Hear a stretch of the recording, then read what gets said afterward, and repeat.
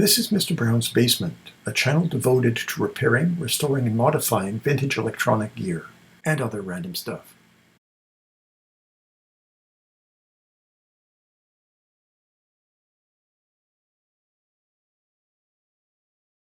In the first part of this video, I tested the tubes, in particular the picture tube, to determine whether the set was worth repairing, and then separated the cabinet and picture tube from the chassis. Then I gave a brief tour of the task ahead of us, including a nearly broken flyback transformer. If you didn't watch it, I invite you to click here. Since I made the first video, I ordered the capacitors and tubes I didn't have in stock. They have arrived, so let's continue. But wait! My neighbor is visiting me here today. Hey neighbor, what are you working on? My baby, if you only had a living brain. I'll consider giving you what little I have left if you like this video and subscribe to Mr. Brown's Basement. A wee bit small, but it will have to do. I think that's a mistake. My neighbor has gone, at least for now. So far I've been unable to find a schematic for the set. However, in this RCC supplement, I found a Canadian General Electric set from 1955-1956, chassis M525, that has virtually the same tube complement and exactly the same tube layout. It is likely to be the same set, with a few component value differences. I'm going to go by that hypothesis, unless I find out I'm wrong. Located at the anterior of the chassis is a selenium rectifier stack, which replaces a tube rectifier like the commonly used 5U4 to create the B+ voltage for the tube anode circuits. If you look carefully, there is a center tap on the rectifier, which means it's actually two rectifiers in one package. Since there's no power transformer in this set, that's a clue to how the rectifier is being used. The TV needs B+ voltage, say around 250 volts to drive the tubes. Without a heavy and expensive power transformer to step up the voltage, they will typically use this rectifier as a voltage doubler. There are two different kinds, a full-wave doubler and a half-wave doubler. Full-wave doublers give relatively good load regulation, but the input ground and output ground are not common. In fact, they will be about 100 volts apart. The other option is a half-wave doubler. This load regulation isn't anywhere near as good, but it does have a common ground between the input and the output, which simplifies, in other words, makes cheaper for the manufacturer, the wiring of the set. How can you tell? See where the center tap of the rectifier stack goes, if it goes to the line, or if it goes to the line through a capacitor. I don't think I've ever seen a full-wave doubler in a tube set, and that's certainly not what's here. For a moment I considered changing the half-wave doubler to a full-wave doubler, but then I noticed that some of the tube heaters are operating very close to ground. So if I change the doubler, the filaments would find themselves 100 volts below ground. This would probably introduce hum or other problems. Old selenium rectifiers can fail catastrophically, producing copious amounts of toxic smoke. They should be replaced. I can replace that selenium stack with a pair of 1N4008 1A silicon rectifiers, or if I want something beefier, a pair of 1N5408 3A silicon rectifiers. But since there is a relatively large voltage drop across the selenium rectifiers compared to silicon, I may have to add a low resistance high wattage dropping resistor. Coincidentally though, I have to replace that resistor anyway. It's a sandbar resistor and it's in very bad shape. They tend to get very hot and fail often. This one is cracked on the outside and is showing signs of corrosion. Modern wire-wound ceramic resistors are my choice when high inductance isn't an issue. Just make sure they're at least 25% larger than the wattage they're expected to dissipate. You can use aluminum power resistors, but you must bolt them to the chassis to get the benefit of their large wattage and small size. The first part of this recapping job is replacing all the original electrolytic capacitors with new units. Most electrolytic capacitors have a liquid electrolyte that will eventually dry out, reducing its capacity and increasing its effective series resistance, or ESR. With radios, I'll leave electrolytic capacitor cans in place so that it doesn't change the appearance of the inside of the set in case anybody chooses to look. Since the picture tube is directly above them and they can't easily be seen, I'm going to sacrifice them for the space they occupy to make room for a terminal strip to hold the new components. I'll need at the very least a 1, 2, 3, 4, 5, 6 position terminal strip with one lug grounded, but it will probably be more than that because I'll have to spread things out. I just got a pile of these. There are a total of 9 lugs and 2 of them are grounded. Because the grounded lug isn't exactly where I want it, I may have to change the order, but it will be basically like this. The selenium rectifier is only held in by one nut. And it's out. I'm getting a little ahead of myself, but I've noticed that this TV has what looks like oversized disc capacitors. They're not. That is something called a couplate.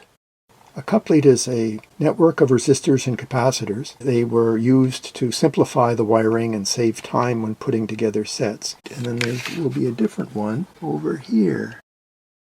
This is not just a single capacitor. Lots is happening underneath there. There are actually 4 capacitors in this can, and each section is marked with a different symbol. A half moon, a square, a triangle, and nothing. Something like this. This one is missing the lugs for the 3 other sections. But this is what it would look like if we could see what was hidden by the side of the chassis. So it's got 4 different sections, and I've traced them to where they go in the circuit. Later on, I can wire this into its own terminal strip and make use of the space. I'm going to put in 2 holes to mount this terminal strip for the 2 diodes, 2 capacitors, and so on top. And then I'm going to use the same holes underneath, right over there, to mount another terminal strip. There we go. Which will take care of that 4 section, plus maybe this big one over here. And that will tidy things up and make this a little simpler. I'm going to estimate the size of the resistor I'm going to need to compensate for the lower voltage drop across silicon diodes. Right now, the dropping resistor is 4.5 ohms at 10 watts. Well, P equals I squared R. Let's do some rounding. 10 divided by 4.6, let's call it 5, equals the square of the current, which is 2. So the current through that resistor, in the very worst case, is the square root of 2 amps, which is about 1.4 amps.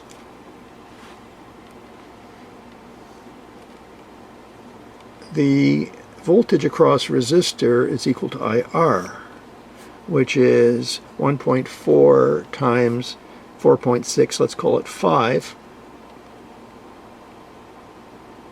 which is going to be about 6.5 volts. That's with the selenium rectifiers in place. Now, each selenium rectifier has 6 plates, and the voltage drop across each plate is about 1.5 volts. Which means I need to get rid of 9 volts. 9 volts at 1.4 amps, R equals E over I, which is roughly 9 over, let's call it 1.5 because that's easy, which is 6 ohms. So the resistor right now is 4.5 ohms, or 4 or 6, plus 6 ohms equals about 11 ohms. Now what wattage would I need? P equals I squared R, which is 2 times times 11, which is 22 watts. That's the worst case. So ideally, I would need an 11 ohm resistor at 22 watts. Excuse my ohms symbol, it's really quite poor. Let's say I put the TV together and my B plus voltages are off. I'll have to change this resistor. The first part of the power supply is now assembled on the terminal strip. There are the two 3-amp diodes. These are the two capacitors. Couldn't get the right value, so I put two in parallel. I don't like doing that. I don't like how it looks, but I couldn't get a 300 microfarad 150 volt capacitor, so I've got two 220s in parallel. A little bit more than I need, but that's okay. It'll just improve regulation. There's the resistor that replaces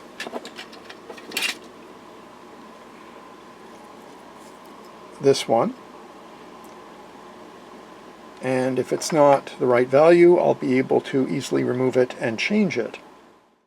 The next stage of the recapping is to replace the paper capacitors. As suggested to by the name, paper capacitors have a paper dielectric, which deteriorates over time. There is some question whether the cause is a chemical breakdown of the paper, ingress of moisture, or both. But whatever the case, their capacity changes and their leakage resistance decreases, as they begin to behave more like resistors in circuits that expect an infinite resistance. There will typically be lots of them that need to be replaced.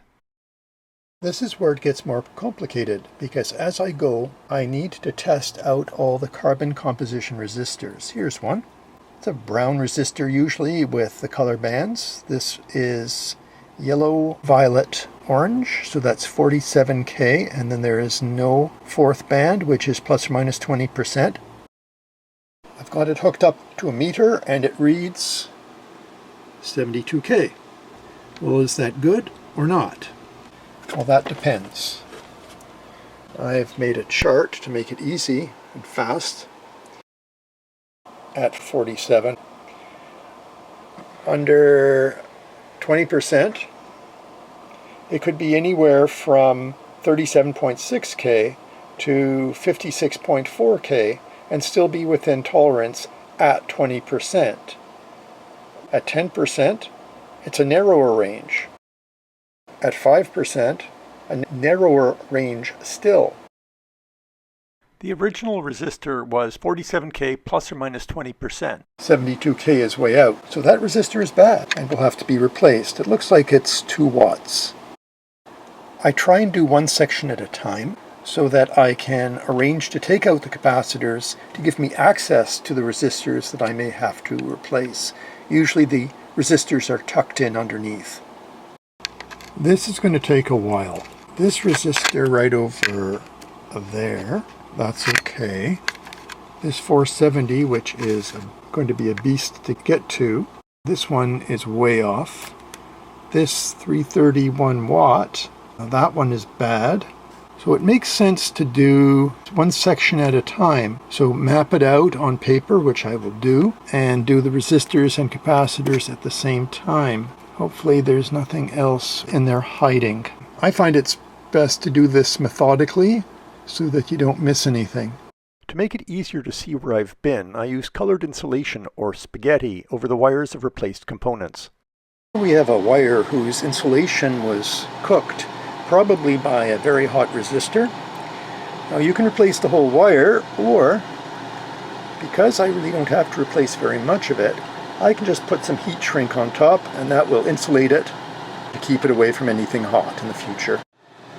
Problem solved. Take a look for corrosion making its way up leads.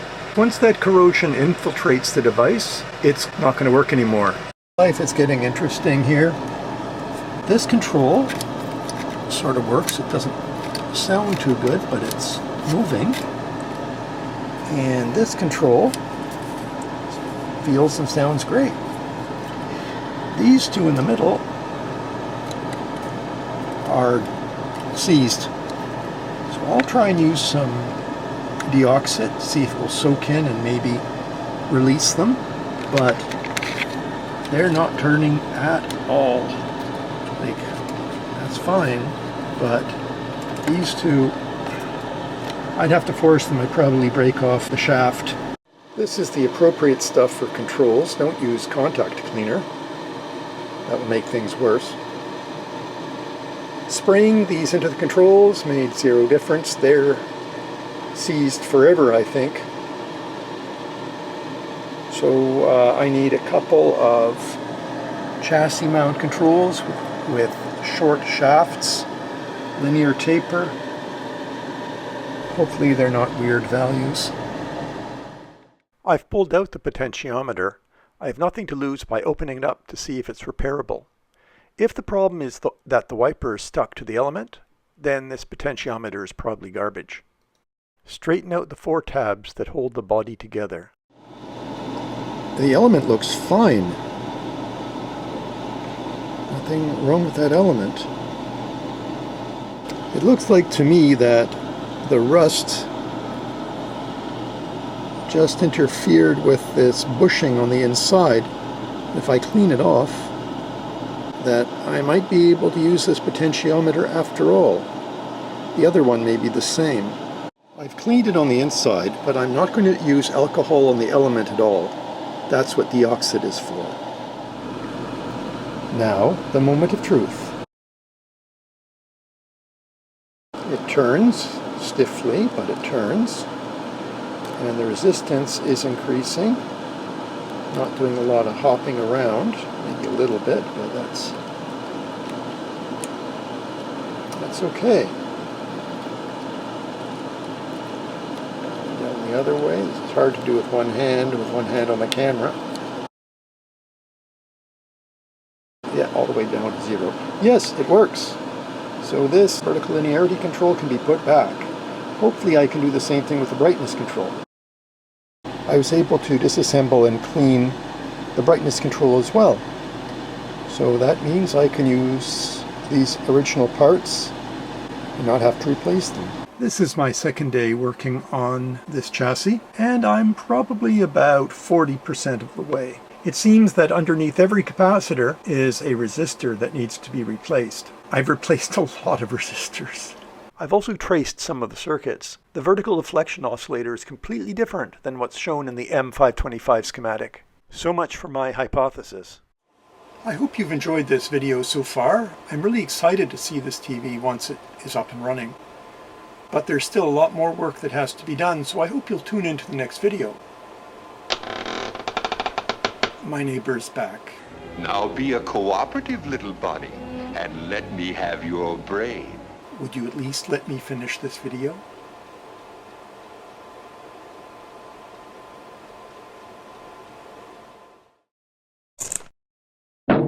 I hope you enjoyed this video from Mr. Brown's Basement. If you did, please give me a thumbs up and subscribe to see more interesting and unusual videos.